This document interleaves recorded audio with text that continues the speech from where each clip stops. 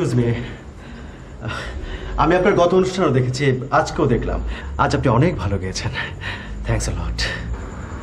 কে আপনি? আমি কেউ না।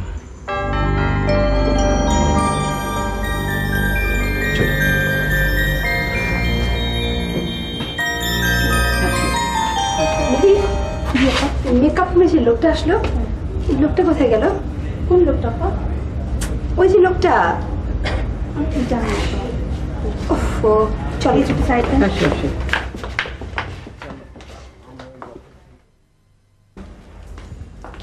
আচ্ছা ঠিক আছে, আমি দেখবো। ওকে। আচ্ছা, কাল অনুষ্ঠানের পর আপনি কোন এক লোকের কথা বলছিলেন? ও কিছু না।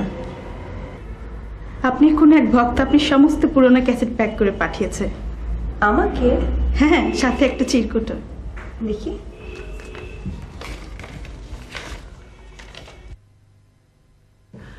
আপনার পুরাতন কিছু ক্যাসেট পাঠালাম, শুনে দেখবেন আগের গাওয়া গানগুলোর সাথে এখনকার গাওয়া গানগুলোর পার্থক্য কতটুকু।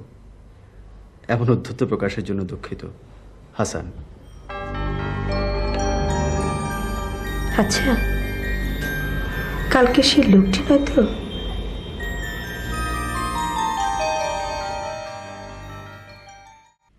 আজ আমার সঙ্গীত সাধনার 15 বছর হলো, আর আমার প্রাপ্তি আপনাদের ভালোবাসা, শ্রদ্ধা। আজকের এই সন্ধ্যায় অনেক বেশি মনে পড়ছে আমার বাবার কথা, আমার গুরুজির কথা। তাই আজকের এই অনুষ্ঠানের শেষ গানটি আমি গাইব তাদের উদ্দেশ্যে। বৃন্দাবনী সারেং, গুরুজির কাছে শেখা আমার শেষ গান, যা আজকেই আমি প্রথম গাইব।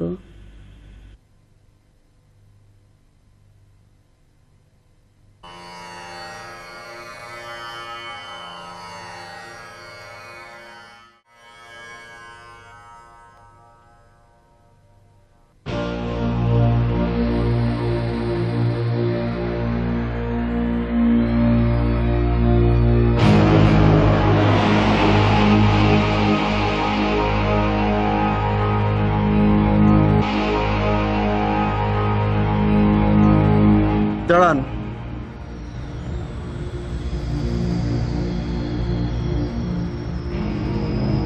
কোথায় যাচ্ছেন? আমি দর্শকবিহীন মঞ্চে গান গাইতে চাই না। তাহলে মঞ্চ থেকে নেমে এসে দেখুন আমাকে দর্শক মনে হয় কিনা। এই হলের সব দর্শক চলে গেলেও আমি এখনো রয়ে গেছি আপনার গান শোনার জন্য, এবং যতক্ষণ পর্যন্ত এই হলে একজন দর্শকও থাকবে ততক্ষণ পর্যন্ত আপনি গান গাইতে বাধ্য। না, আমি বাধ্য না। আমি কারোর একার জন্য গান গাইতে পারবো না।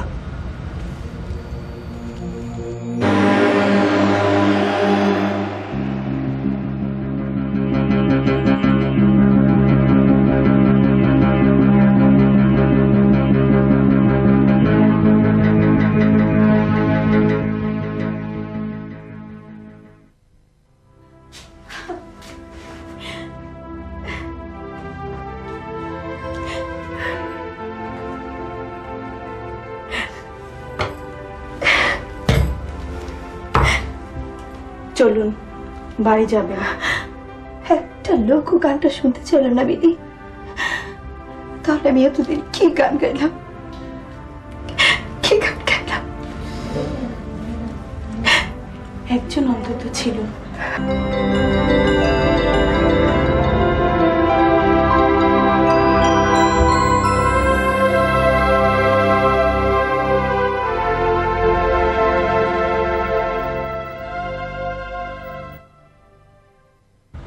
সেই লোকটা কোথায়? তখনই চলে গেছে। ও